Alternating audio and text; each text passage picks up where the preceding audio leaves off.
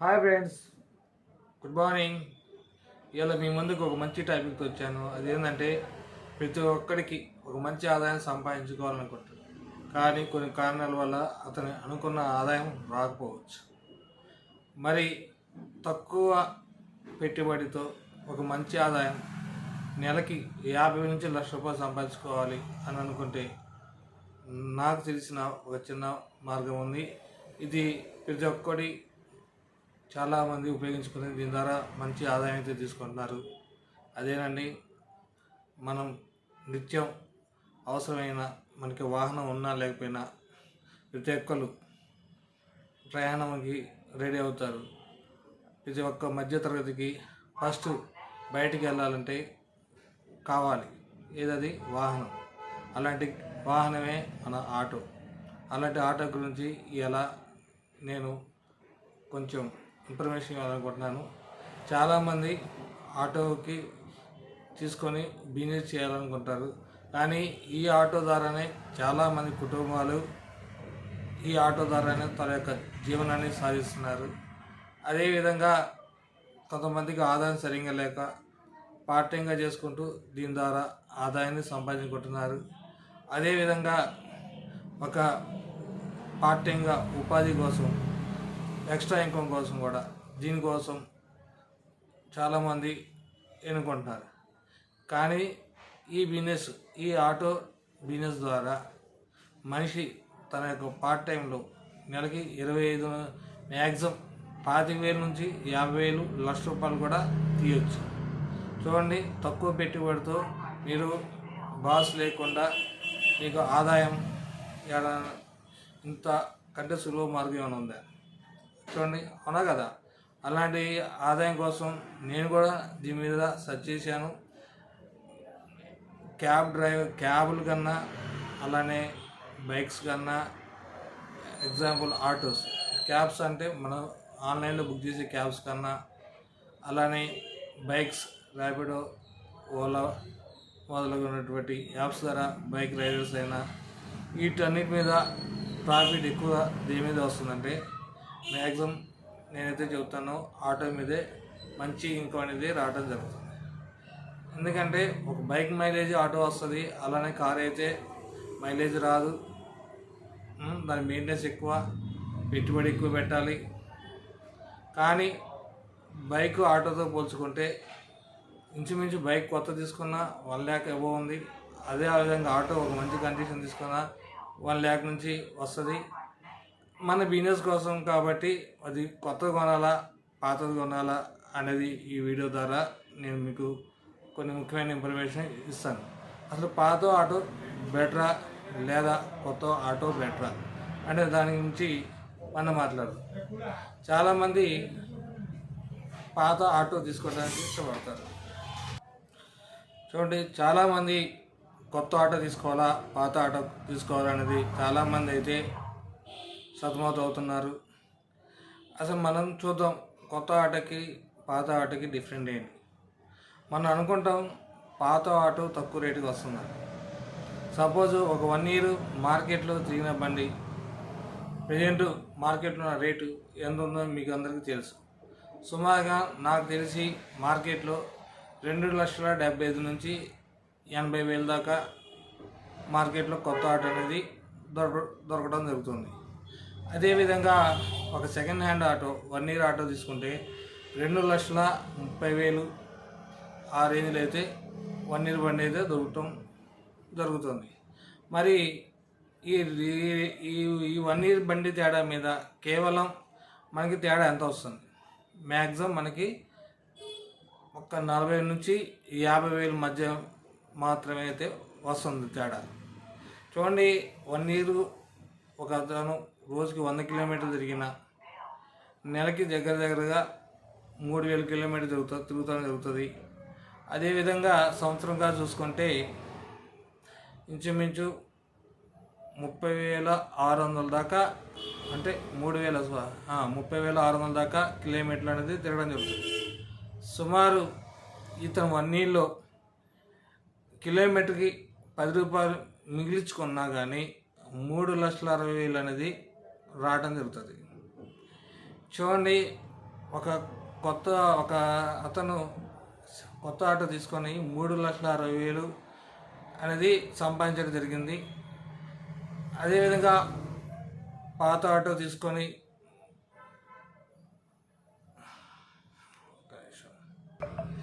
చూడండి, ఇదే విధంగా మరి పాత ఆటో 2,30,000 పెట్టి మనం తీసుకుందాం అనుకుందాం.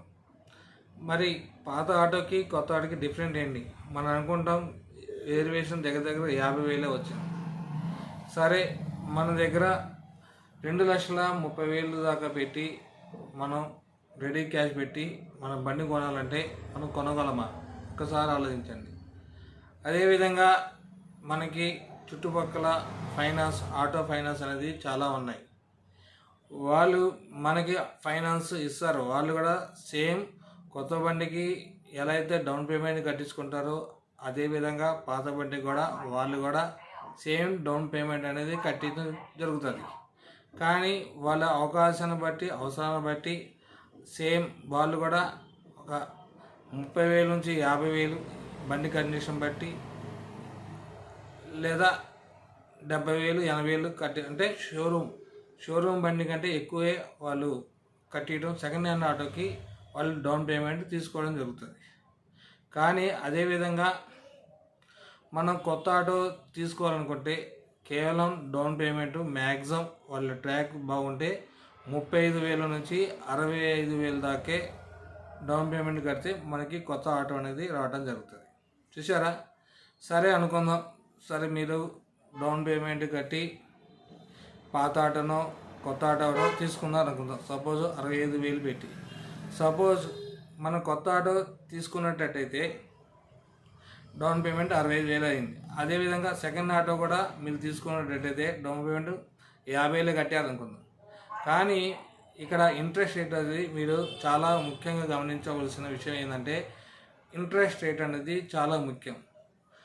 ఎలా అంటే షోరూమ్ ఆటో ద్వారా మనం తీసుకున్నట్టయితే కొన్ని కంపెనీస్ మన యొక్క సివిల్ స్కోర్ని బట్టి మనకి ఇంట్రెస్ట్ రేట్ అనేది తక్కువగా ఇవ్వటం జరుగుతుంది. మ్యాక్సిమం 1 రూపీ ఇంట్రెస్టే పడుతుంది. కానీ ప్రైవేట్ ఫైనాన్స్ కంపెనీలో అయితే మనకి 2 రూపీస్ ఇంట్రెస్ట్ రేట్ అనేది ఛార్జ్ చేస్తారు. చూడండి, మనం తెలియకుండానే కొత్త ఆటోకి ఒక 30,000 ఇంట్రెస్ట్ ఒక 2 years పెట్టుకుని మీరు పే చేసి ఒక 30,000 ఎక్స్ట్రా కట్టారనుకుందాం. కానీ అదే సెకండ్ హ్యాండ్ ఆటోలో మనకు తెలియకుండానే మనం 30కి కాదు 30కి 60,000 అనేది ఎక్కువగా ఒక 30,000 ఎక్స్ట్రానే కడుతున్నాం. అది గమనించండి. ఇప్పుడు చూడండి, మీరు 2,30,000 పెట్టి 60,000 ఇంట్రెస్ట్ ఎక్కువ కట్టి పాత ఆటో తీసుకుంటారా? అదేవిధంగా 2,80,000లోనే 65 డౌన్ పేమెంట్ 60,000 డౌన్ పేమెంట్ కట్టి జస్ట్ 30,000 ఏరియేషన్తోనే మనం కొత్త ఆటో తీసుకోవాలా? ఈ రెండు డిఫరెంట్ అయితే గమనించండి. సపోజ్ మనం పాత ఆటో తీసుకుందాం అనుకుంటున్నాం. కొత్త ఆటోకి డిఫరెంట్ ఏంటి? మరి పాత ఆటోకి కొత్త ఆటోకి డిఫరెంట్ ఏంటంటే ముఖ్యంగా మనకి చాలా చాలా చాలా వ్యత్యాసం అయితే ఉంటుంది. మనం అమౌంట్ పరంగా చూసుకొని కాంప్రమైజ్ అవుతున్నాం కానీ మనం పాత ఆటో తీసుకోవడం వల్ల మనం చాలా నష్టం పోతున్నాం. ఇందాక ఫస్ట్లో నేను చెప్పినట్టుగా ఒక సంవత్సరంలోనే ఒక 36,000 కిలోమీటర్లు తిరిగిన ఒక ఆటో మ్యాక్సిమం ఎంత లిస్ట్ చేసుకున్న నెలకి అతను సంవత్సరం మొత్తం మీద 3,60,000 అనేది సంపాదించుకోవడం జరుగుతుంది. 3,60,000 అంటే నేను అన్ని ఖర్చులు పోగా 3,60,000 అనేది మిగలడం జరుగుతుంది. మరి ఇలాంటప్పుడు అదే 30 కిలోమీటర్లు ద్వారా మనం అదే కొత్త బండి తీసుకోవటం పాత బండి తీసుకుని మీరు 3,60,000 సంపాదించగలుగుతారా? లేదు కదా. ఎందుకంటే మనం తీసుకున్న కొత్త ఆటోలో చాలా బెనిఫిట్స్ ఉంటాయి. పాత ఆటో కన్నా దీనికి కంపేర్ చేసుకుంటే మనకి బండి యొక్క స్మూత్నెస్ కానీ వెళ్ళటంలో కానీ వాళ్ళ యొక్క టైర్లు కానీ ఇంజిన్ యొక్క పనితీరు కానీ మనకి కంపెనీ నుంచి సర్వీస్ కానీ ఇవన్నీ మనకి ఫ్రీగా మనకి ప్రొవైడ్ చేయడం జరుగుతుంది.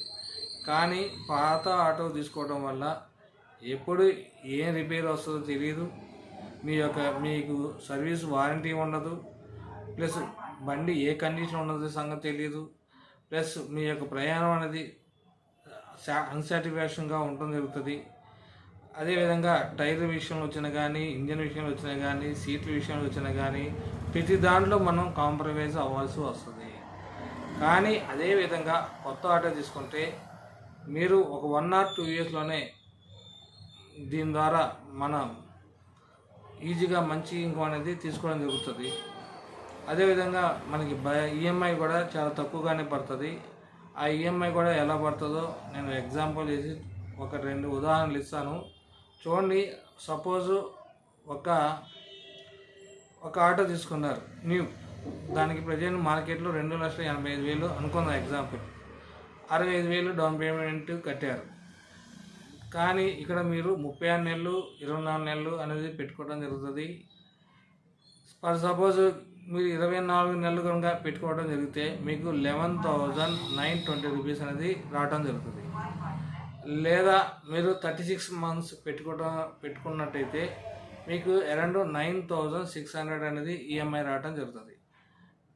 చూడండి, ఇంచుమించుగా మనకి ఈఎంఐ అనేది చాలా ఈజీగా దీని ద్వారా మనకు కన్వీనియంట్ పెట్టి పెట్టుకోవచ్చు. అదేవిధంగా 1,00,000 రూపాయలు డౌన్ పేమెంట్ చేస్తే ఎలా ఉంటుంది కూడా మీకు క్యాలిక్యులేషన్ చేసి చూపిస్తాను. సపోజ్ చూడండి, సేమ్ ప్రైస్ ఇక్కడ కూడా 2,80,000 ఆన్ రోడ్ ప్రైస్ ఉందనుకుందాం. దీంట్లో కూడా మీరు జస్ట్ మిగతా అమౌంట్ సపోజ్ డౌన్ పేమెంట్ 85,000 కట్టారనుకుందాం. అప్పుడు 2 lakhs ఈఎంఐ పెట్టుకుంటే మీకు 36 నెలలకు గాను 8,100 పడుతుంది. అలా విధంగా 24 months పెట్టుకుంటే మీకు 10,850 పడతాం జరుగుతుంది. చూడండి, అది కాకుండా దీంట్లో ఇంట్రెస్ట్ రేట్ కూడా మనకి బయట ఫైనాన్స్ రేట్ల కన్నా, ఆటో ఫైనాన్స్ చేసే ఛార్జెస్ కన్నా చాలా తక్కువ ఉంటాయి. అదేవిధంగా కొత్త బండి తీసుకోవడం వల్ల బెనిఫిట్స్ ఏంటంటే మనకి ఇన్సూరెన్స్ కవరేజ్ ఉంటుంది, ఇంజన్ కవరేజ్ ఉంటుంది, 100% మన బండి సాటిస్ఫాక్షన్ ఉంటుంది. అదేవిధంగా పాత ఆటోతో మనం పోల్చుకున్నట్టయితే మన ఇంజన్ అనేది లైఫ్ చాలా ఉంటుంది. మన యొక్క ప్రయాణాన్ని కూడా ఎంత దూరం అయినా దీని ద్వారా మనం బిజినెస్ చేసుకోవచ్చు. ప్రతి ఒక్కరు నేను చెప్పేది ఏంటంటే పాత ఆటో తీసుకోవడం కన్నా కొత్త ఆటో తీసుకోవడం మంచిది. ఎందుకంటే మనం మార్కెట్లో ₹1 సంపాదించుకోవాలని వచ్చాం కాబట్టి మీరు నా యొక్క ఉద్దేశ ప్రకారం కొత్త ఆటోనే బెటర్ అని చెబుతున్నాను. మరి మీ యొక్క సలహాలు సందేశాలు మరి కొత్త తీసుకుంటారో మరి మీ యొక్క సలహాలు సందేశాలు పంపించండి. కొత్త ఆటో వల్ల బెనిఫిట్ అయింది లేదా పాత ఆటో వల్ల బెనిఫిట్ అయింది, మీ యొక్క ఆలోచనలు నాకు తెలియజేయండి. లైక్ చేయండి, షేర్ చేయండి, సబ్స్క్రైబ్ చేయండి. Thank you.